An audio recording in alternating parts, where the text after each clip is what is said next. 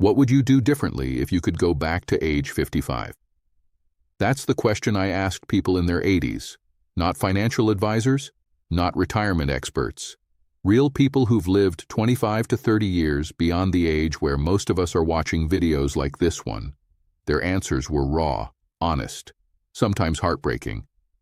But here's what stopped me in my tracks. When I gathered all their responses, I noticed something remarkable. 7 confessions kept appearing over and over again.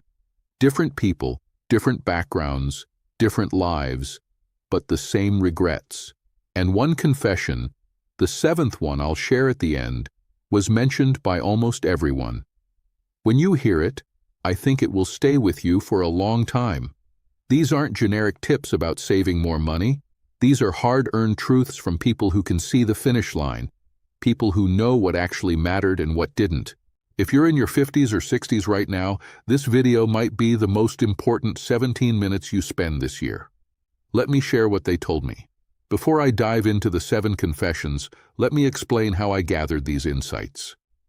At Retire with Clarity, I've spent over 15 years helping people transition into retirement. And through that work, I've built relationships not just with people approaching retirement, but with people who are deep into it. People in their late 70s, their 80s, even a few in their early 90s. I started having longer conversations with them, not about money, not about investments, about life, about what they've learned, about what they wish they'd known. And I asked them one specific question. If you could go back to age 55 and change one thing, what would it be? The answers came slowly at first. These weren't easy conversations. Some people got emotional. Some needed time to think. But what they shared was profound. Why age 55 specifically? Because 55 is the pivot point. You're old enough to see retirement on the horizon, but young enough to make real changes. You still have health. You still have energy. You still have choices. By 80, many of those choices are gone. The people I spoke with wanted me to share their confessions. They said if even one person watching this video avoids their mistakes, it was worth telling the truth. So that's what I'm going to do. Now, I've found that people watching this video fall into 2 groups. The first group is currently in their 50s or 60s. You're watching this to learn from people who've walked the path ahead of you. Smart move. The second group is younger, maybe 40s or even 30s, but you're someone who thinks long-term. You want to design your life now so you don't have regrets later. Either way, these 7 confessions apply to you. And at the end, I'll give you 3 questions you can ask yourself today to make sure you don't end up with the same regrets. Let's start with confession number 1. Confession number 1. I didn't take my health seriously until it was too late. This came up in almost every conversation, and the way people described it was haunting. One woman named Dorothy, who's now 83, told me this. She said, at 55, I knew I should exercise. I knew I should eat better. I knew I should lose the 30 pounds. But I was busy. Work was demanding. I thought I'd deal with my health after I retired. Dorothy retired at 63. By then, she had developed type 2 diabetes. Her knees were damaged from carrying extra weight for years. Her energy levels had crashed. She told me, I had all this free time in retirement, all these plans for travel and activities, but my body wouldn't cooperate. I spent my first 5 years of retirement managing health problems instead of enjoying life. Dorothy's voice dropped when she said, I traded 20 minutes a day of exercise in my 50s for 20 years of health problems in my 70s and 80s. That math doesn't work. Another man, Harold, age 81, was even more direct.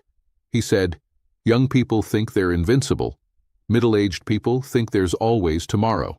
By the time you're 80, you realize there might not be a tomorrow. And even if there is, your body remembers every bad decision you made. Harold had been an executive who worked 60-hour weeks through his 50s. No time for exercise, lots of stress eating. He told me his biggest regret wasn't any business decision he made. It was choosing his career over his health at the exact age when health habits matter most.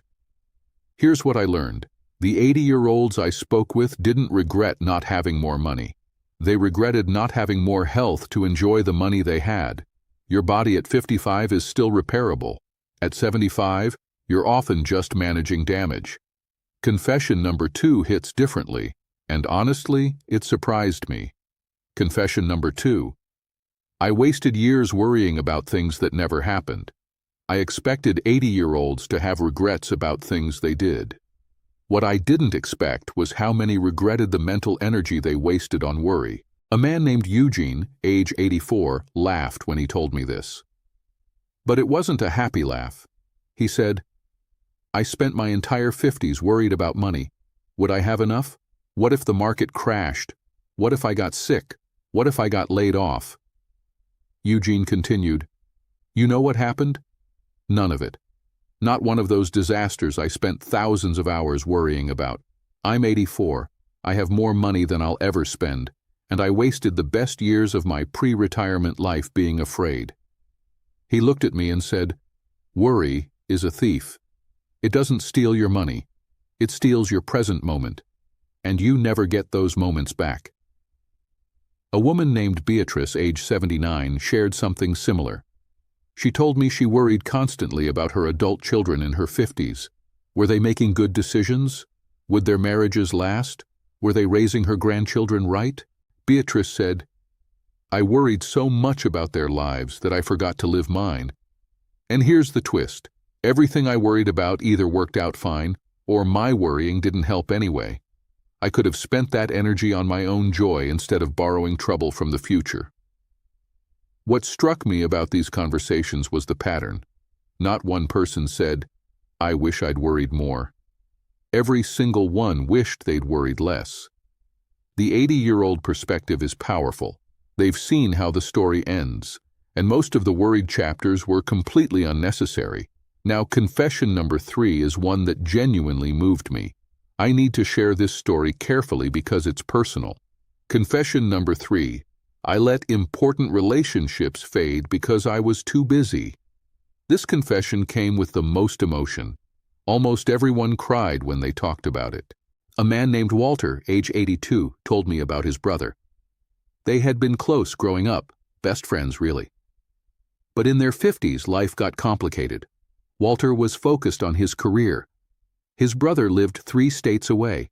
They meant to call, meant to visit. Always said next month or next year. Walter's brother died suddenly at 67. Heart attack. No warning.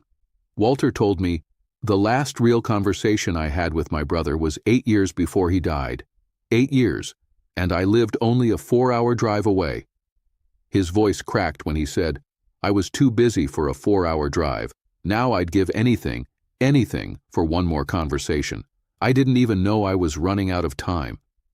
A woman named Margaret, age 81, shared a different version of this regret. She told me about her best friend from college. They had stayed close through their 30s and 40s, but in their 50s, Margaret got wrapped up in her grandchildren, her husband's health issues, and her own activities. Her friend reached out several times. Margaret always intended to call back. She just never quite got around to it. Margaret said, "One day, I realized I hadn't spoken to her in 3 years. 3 years. I finally called. Her daughter answered. She told me my friend had passed away 6 months earlier. From cancer. Nobody thought to tell me because we'd drifted apart."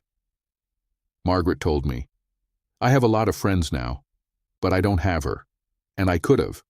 All it would have taken was a phone call a few times a year. That's it." Here's the pattern I noticed. At 55, relationships feel permanent. At 80, you realize they were always temporary. The 80-year-olds all wished they had treated relationships as the fragile, precious things they actually were. Before I share confession number 4, I want to pause and ask, is this resonating with you? If these confessions are making you think differently, hit the like button, and I'd love to hear in the comments, which relationship in your life might you be taking for granted right now? Now, confession number 4 is about money, but not in the way you might expect. Confession number 4. I saved money I should have spent on experiences when I could still enjoy them. This confession came from people who were actually financially successful. They had plenty of money, but they had regrets anyway. A man named Richard, age 86, told me this story. At 55, his wife wanted to take a trip to Italy. It was her dream. But Richard looked at the cost, around $15,000 for a proper 3-week trip, and said they should wait. Too expensive right now. Maybe in a few years. They kept waiting. At 60, Richard's wife developed mobility issues. At 65, her condition had progressed. At 70, she couldn't travel at all. Richard told me, "I still have that $15,000. Actually, I have 10 times that amount. But my wife is in a wheelchair now. The Italy trip is physically impossible." His voice was quiet when he said, "I saved money for a future that didn't include the trip she wanted. I would give every dollar I have for those 3 weeks in Italy with my healthy wife, but that option doesn't exist anymore." A woman named Frances, age 80, had a similar confession. She and her husband had always talked about seeing the Grand Canyon, bucket list item for both of them, but they kept postponing. Too busy, wrong time of year, too expensive. Her husband died at 71. Frances eventually went to the Grand Canyon alone at 74. She told me, "Standing there by myself, I thought about all the times we said, 'someday,' and I realized someday was never a day on the calendar. It was a way of saying never without feeling guilty." Frances added, "The money we saved for someday is still in the bank, but someday came and went without us." Here's the insight these conversations revealed. At 55, we think time is unlimited and money is scarce. At 80, they know money is just paper, and time is the only real currency.